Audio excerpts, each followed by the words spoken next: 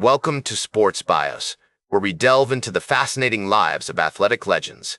And today, we're going to embark on an extraordinary journey through the life of Jim Thorpe, a man whose remarkable story has captivated audiences for generations. Born on May 28, 1888, in Oklahoma Territory, Jim Thorpe's early life was marked by the harsh realities of poverty and the struggles of his Native American heritage. His parents, Hiram and Charlotte Thorpe, were both of mixed ancestry, with his father being of Irish and Native American descent, and his mother being a member of the Sauk and Fox tribes. This rich cultural heritage would later play a significant role in shaping Jim's identity and informing his athletic pursuits, as he navigated the complexities of his Native American roots amidst the tumultuous backdrop of late 19th century America. As a young boy growing up on the Sauk and Fox Indian Reservation, Jim was exposed to the traditional ways of his people, learning the importance of hunting, fishing, and track and field events from his father and other tribal elders. These early influences not only honed his physical skills, but also instilled in him a deep sense of pride and connection to his Native American roots. The reservation, with its vast open spaces and rugged terrain, became Jim's playground, where he developed his remarkable agility, speed, and endurance, attributes that would serve him well in his future athletic endeavors. The late 19th century was a tumultuous time for Native Americans, with the forced relocation of tribes, the erosion of traditional ways of life, and the imposition of European American values. Jim's family, like many others, struggled to adapt to these changes, facing poverty, poor living conditions, and limited access to education. Despite these challenges, Hiram Thorpe recognized the importance of education and encouraged his children to attend school, hoping that it would provide them with better opportunities in life, a decision that would ultimately shape Jim's future. Jim's early educational experiences were marked by difficulties, as he struggled to adjust to the rigid structures and unfamiliar surroundings of a European American school system. However, his natural athletic abilities soon became apparent, and he began to excel in various sports, including football, baseball, and track and field. His coaches and teachers recognized his talent and encouraged him to pursue his athletic interests, which would eventually become the catalyst for his future success. It was during this period that Jim's fierce competitiveness and unwavering dedication to his craft began to take shape, traits that would define his athletic career and propel him to greatness. As Jim entered his teenage years, he faced a critical juncture in his life. His family's economic situation remained precarious, and the temptation to drop out of school and work to support his family was great. Nevertheless, Hiram Thorpe's emphasis on education and Jim's own growing passion for sports kept him focused on his goals. In 1904, at the age of 16, Jim left the reservation to attend the Carlisle Indian Industrial School in Pennsylvania, an institution founded by Richard Henry Pratt with the aim of assimilating Native American children into European American culture. This pivotal decision would set Jim on a path that would forever change the course of his life.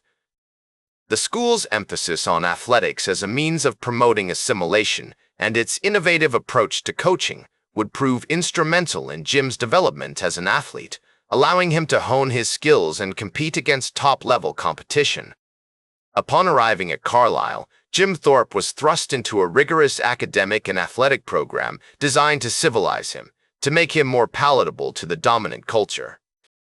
Coach Glenn "Pop" Warner, a seasoned mentor with a keen eye for talent, recognized Jim's potential early on and began to nurture his skills in football, baseball, and track and field. As Jim's athleticism flourished, he quickly became one of the school's top performers, earning recognition from Coach Warner and his peers alike. One of Jim's earliest notable achievements came in 1907, when he won several events at the Carlisle Indian Industrial School's annual track and field meet, including the 100-yard dash, the long jump, and the shot put. His impressive performance caught the attention of Coach Warner, who began to mentor Jim more closely, recognizing his potential as a world-class athlete. As Jim's skills continued to improve, he started competing in intercollegiate events, facing off against athletes from other top schools in the region. The year 1909 marked a watershed moment in Jim's athletic career as he joined the Carlisle football team, then considered one of the best in the country. Under Coach Warner's guidance, Jim developed into a versatile player, excelling as a halfback, quarterback, and kicker. His speed, agility, and powerful kicking ability made him a formidable opponent on the field, earning him recognition from sports writers and fans across the nation. The November 9, 1912 matchup against Army remains etched in history, as Jim scored 4 touchdowns, leading Carlisle to a stunning 27-6 upset victory over the heavily favored Cadets. But what drove Jim to such extraordinary heights? Was it merely his natural athleticism, or was there something more at play? He was, after all, a Native American athlete competing in a world dominated by white Americans. Jim's achievements on the track were equally impressive, as he continued to shatter records and defy expectations. At the 1912 Intercollegiate Association of Amateur Athletes of the United States IC4A Championships, he won 3 events: the 100-yard dash, the 220-yard dash, and the long jump. His performance earned him widespread acclaim, with many considering him one of the greatest athletes of his time. As Jim's fame grew, so did his reputation as a fierce competitor, known for his intensity and unwavering dedication to his craft. The summer of 1912 proved to be a pivotal moment in Jim's career, as he traveled to Stockholm, Sweden, to compete in the Olympic Games. Representing the United States in the decathlon and pentathlon events, Jim faced off against some of the world's top athletes, including the Swedish athlete Hugo Wieslander, who would become a lifelong friend and rival. On July 14, 1912, Jim won the pentathlon event, setting a new world record with a total score of 7,476 points. 2 days later, he began competing in the decathlon, an event that would push his physical and mental endurance to the limit. As Jim stood at the starting line, poised to embark on this grueling journey, he was acutely aware of the weight of expectation upon him. The world was watching, and the pressure to perform was suffocating. Yet, with each successive event, Jim seemed to draw strength from the very air itself, his body a finely tuned instrument honed by years of dedication and hard work. Over the course of 2 grueling days, he competed in 10 events: the 100-meter dash, long jump, shot put, high jump, 400-meter dash, discus throw, pole vault, javelin throw, 1,500-meter run, and a final 100-meter dash. The decathlon was an event like no other, a true test of endurance, strength, and strategy. Jim's performance was nothing short of remarkable, as he set multiple world records and dominated the competition, ultimately winning the gold medal with a total score of 8,413 points. As he stood atop the podium listening to the American national anthem and receiving his gold medals, Jim became an international sensation, hailed as one of the greatest athletes of all time. The aftermath of Jim's Olympic triumph was a whirlwind of celebrations, parades, and accolades. He returned to the United States to a hero's welcome, with cities across the country vying for his attention. The adoration was overwhelming, and yet, despite all the fanfare, Jim remained humble and grounded, never forgetting his roots or the struggles he had faced as a young Native American athlete in a rapidly changing world. He was a symbol of hope for his people, a shining example of what could be accomplished through hard work and perseverance.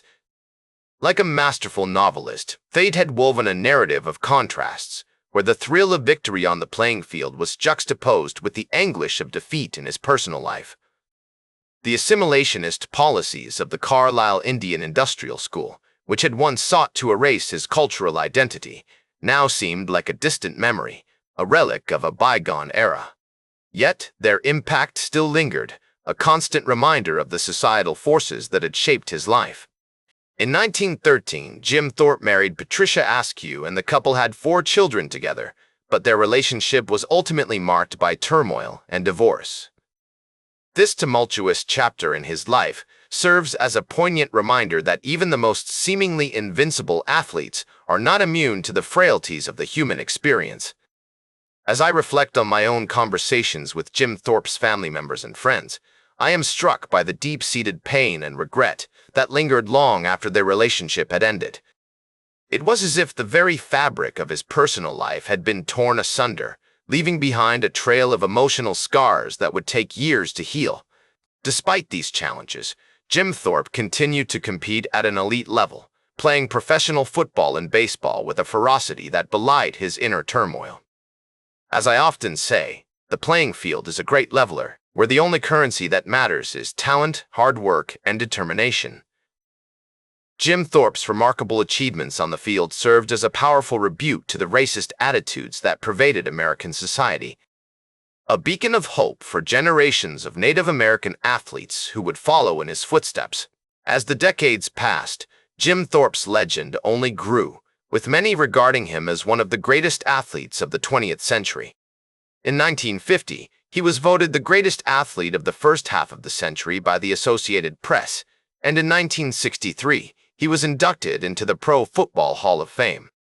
Despite his many accomplishments, Jim Thorpe struggled with financial instability and personal demons, a haunting reminder that even the most celebrated athletes are not immune to the frailties of the human experience. As I ponder the complexities of Jim Thorpe's life, I am drawn to the words of the great American novelist F. Scott Fitzgerald, who once wrote, "So we beat on, boats against the current, borne back ceaselessly into the past." These words seem particularly apt when reflecting on Jim Thorpe's remarkable journey, a life marked by both triumph and tragedy, where the currents of history and personal struggle often seem to pull him under. And yet, even in the face of overwhelming adversity, he persevered, his spirit unbroken, his will to succeed burning brighter with each passing day.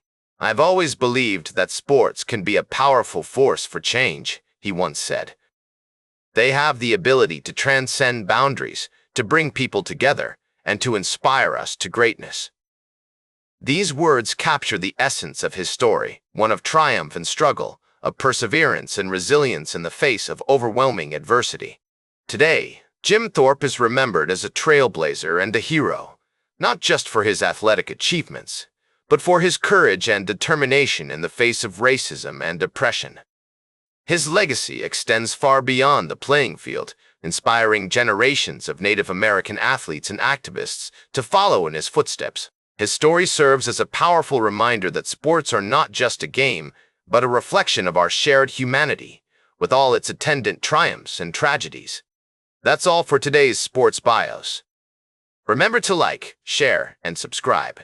And until next time, I'm Howard Closewell, reminding you to keep shooting for your goals.